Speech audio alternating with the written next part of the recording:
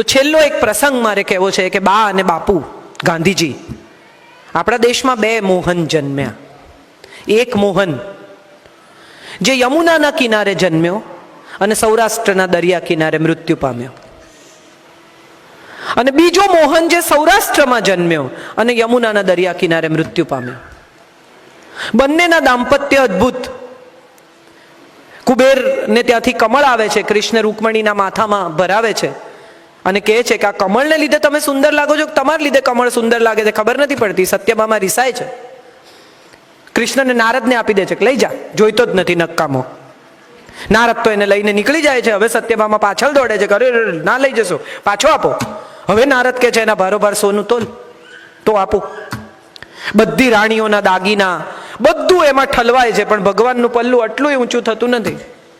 હવે નારદ એને કહે છે કે જા રૂકમણીને બોલાવ, એના દાગીના બાકી છે. સત્યભામા દોડતા જાય છે કે તમે ચાલો યાર, આ તો નારદ તો ભગવાનને લઈ જશે, બહુ પ્રોબ્લેમ થશે. રૂકમણી એની જોડે ચાલવા માંડે છે કે દાગીના તો લો, કે તું ચાલતો ખરી. બંને જણા પહોંચે છે, ભગવાનનું પલ્લું નીચું છે, નીચા મજાના પલાઠી વાળીને બેઠા છે. આટલો દ્વારિકાનો ખજાનો ઠલવાયો છે. ભગવાન હસે છે રૂકમણીને જોઈને. રૂકમણી આવે છે, ભગવાન સામે સુંદર સ્મિત કરે છે સમજદારીનું. પતિ પત્ની વચ્ચે એવી સરસ સમજદારી છે. વાળી ઉતારે છે અને સોનાના જે ઢગલા છે એના પર મૂકે છે, અને ભગવાનનું પલ્લું ઊંચું થઈ જાય છે અને સોનાનું પલ્લું ધડામ દઈને નીચે પડે છે. અને ત્યારે નારદ સત્યભામાને કહે છે કે આ વાળીનું વજન નથી, આ વાલનું વજન છે. બીજા મોહનના દાંપત્યની વાત. 62 વર્ષના લગ્ન જીવન પછી સાબરમતી આશ્રમમાં એક ઇન્ટરવ્યુ થાય છે બાપુનો, અને બાપુને પૂછે છે કે તમે તમારા જીવનમાં જોયેલી સૌથી સુંદર સ્ત્રી કઈ? અને ત્યારે બાપુ કહે છે કસ્તુરબા. આપણે બધા જાણીએ છીએ કસ્તુરબા કેવા દેખાતા હતા. બોખા મોઢું, એવું કઈ રૂપ નહીં. બીજે દિવસે સ્ત્રીઓ બેસીને ચોખા વણે છે અને કોઈ કસ્તુરબાને કહે છે, લગભગ 70 વર્ષની 72 વર્ષની સ્ત્રીને, કે ગઈકાલે એક ઇન્ટરવ્યુ થયો, એમાં બાપુએ એમ કહ્યું કે મારા જીવનમાં જોયેલી સૌથી ખૂબસૂરત સ્ત્રી કસ્તુરબા છે. અને 70 વર્ષની સ્ત્રીના બોખા મોઢા પર શરમની લાલી આવે છે અને એમ કહે છે કે તમારા બાપુએ કીધું ને તો સાચું જશે, તમારા બાપુ ખોટું નથી બોલતા. બા સૂઈ ગયા છે. મોતીલાલ નહેરુ આવે છે અને બાપુ કહે છે કંઈ ખાવાનું બનાવો. એક છોકરો આશ્રમવાસી કંઈ બનાવવા જાય છે, થાળી પડે છે, એટલે બા ઉઠીને બહાર આવે છે કે મને કેમ ન ઉઠાડી? તો બાપુ કહે છે તું સૂતી હોય ને તો તને ઉઠાડતા મને બીક લાગે. બા હસીને બોખા મોઢે કહે છે કે આવું કોઈને કહેતા નહીં. તો કે કેમ? તો કે કાલે છાપામાં આવશે કે જે માણસ અંગ્રેજ સરકારથી નથી ડરતો એ બૈરીથી ડરે છે. જ્યાંથી મેં શરૂ કર્યું હતું ત્યાં મારે પૂરું કરવું છે.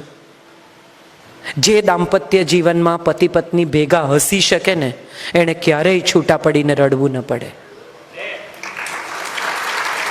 Laughter is a remedy of everything.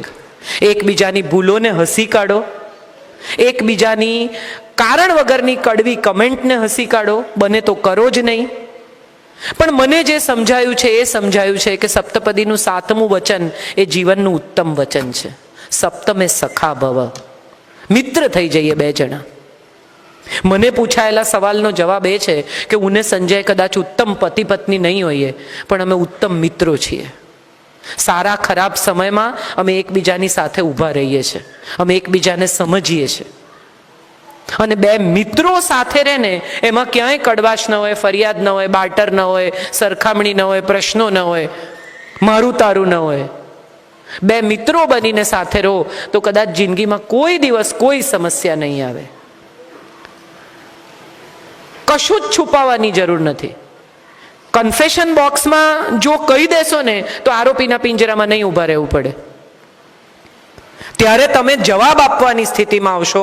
આ તમે સામેથી કહેલી પરિસ્થિતિ છે. શું થશે? એને નહીં ગમે તો ગુસ્સે થશે. બહુ સરસ કહ્યું જયભાઈએ કે પ્રેશર આવે તો માણસ જુઠ્ઠું બોલે. શું કામ પ્રેશર કરવાનું? નથી ગમતું તમને, કંઈ વાંધો નહીં, પણ બધું જ તમને ગમતું કરીશ એવું તો એને વચન ક્યાંય એમઓયુ ફ્રેન્કિંગ કરીને આપ્યું જ નથી. બંનેમાંથી કોઈએ નથી આપ્યું. So the ideal part of life is, જીવનના મેક્સિમમ વર્ષ જેની જોડે વિતાવવાના છે ને એની જોડે ફ્રેન્ડશીપ રાખો. આપણે પારકા જોડે બહુ સારા થઈએ. પતિના મિત્ર આવ્યા અને કે લો ને થોડું, એમ તો ચાલે નહીં ને. અને પતિ એમ કે એક કપ ચા બનાવે કે 3 કપ ચા પી દી સવારથી, મારે બીજું કંઈ કામ જ નથી.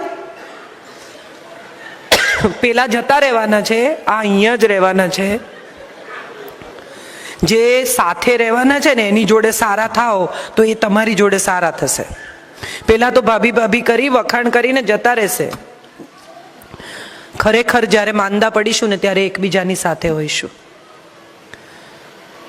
એક છેલ્લી સલાહ આપીને મારી વાત પૂરી કરું. ઝઘડો થાય ને તો કોઈ દિવસ એકબીજા તરફ પીઠ કરીને નહીં સૂતા. બીજા રૂમમાં પણ જઈને નહીં સૂવાનું. એકબીજા તરફ જોઈને જ સૂવાનું. કારણ કે સૂર્યોદય થાય, આંખ ખુલે ત્યારે સમજાય કે જીવનનો નવો દિવસ આ જ ચહેરો જોઈને શરૂ થાય છે. બસ આટલું કહીને મારી વાત પૂરી કરું છું. સ્ત્રી માં છે. ઋગ્વેદનો શ્લોક એમ કહે છે કે તને 10 પુત્રો થાવ અને પતિ તારો 11મો પુત્ર બની રહો. સ્ત્રી કલ્યાણી છે, સ્ત્રી ક્ષમાશીલ છે, સ્ત્રી શાંત છે, સ્ત્રી સુંદર છે. આપવું એ સ્ત્રીનો ધર્મ છે. જમીન, સ્ત્રી, ગાય, નદી આ બધા સ્ત્રીલિંગ એટલા માટે છે કે પોતે કરેલા કશાયનો બદલો માંગતા નથી. સ્ત્રીને તમે જો મકાન આપો ને તો એ ઘર બનાવે. સ્ત્રીને જો તમે અનાજ આપો ને તો એ ભોજન બનાવે. એને જો તમે સ્પર્મ આપો તો એમાંથી બાળક બનાવે. અને જો તમે ધન આપો તો એમાંથી લક્ષ્મીમાં રૂપાંતર કરે. પણ પ્રયત્ન એ કરવો કે એને જે આપીએ ને એ અનેક ગણું થઈને પાછું મળશે ત્યારે સ્વીકારવાની આપણી સ્થિતિ હોવી જોઈએ. એને માન આપશો તો અનેક ગણું કરીને માન પાછું આપશે. એને પ્રેમ આપશો તો અનેક ગણો કરીને પ્રેમ પાછો આપશે. કારણ કે અનેક ગણું કરવું એ તો સ્ત્રીનો સ્વભાવ છે. પણ જો તમે એને તિરસ્કાર આપશો તો અનેક ગણો થઈને તિરસ્કાર પાછો આવશે. તમે જો એને કડવાશ આપશો તો અનેક ગણી થઈને કડવાશ પાછી આવશે. તમે જો એને સ્નેહ આપશો, સન્માન આપશો, વહાલ આપશો તો એ લક્ષ્મી થઈને રહેશે. બાકી દુર્ગા અને કાલિકા એક જ સ્ત્રીના સ્વરૂપ છે. આ જુદા નથી. કાલીની જીભ બહાર કેમ છે એ વાત આપણને બધાને ખબર છે. જ્યારે એકદમ ગુસ્સામાં કાલી નીકળે છે અને વિષ્ણુ જાય છે ને કે આ રોકો તમારી પત્નીને, ત્યારે સામે ગુસ્સો કરવાને બદલે મહારુદ્ર મહાકાલ એના પગમાં સૂઈ જાય છે. અને જેવો પતિ પર પગ પડે છે એવી કાલીની જીભ બહાર નીકળે છે કે અરે મેં મારા પતિ પર પગ મૂક્યો, બધો ક્રોધ શાંત થઈ જાય છે. માટે એમ કહેવાય છે કે તને શિવ પાર્વતીનું દાંપત્ય મળો, રામ સીતાનું નહીં, કૃષ્ણ રૂક્ષ્મણીનું નહીં, શિવ પાર્વતીનું દાંપત્ય. કારણ કે જ્યારે તું ક્રોધિત થાય ત્યારે તારો પતિ તારા પગમાં સૂઈ જાય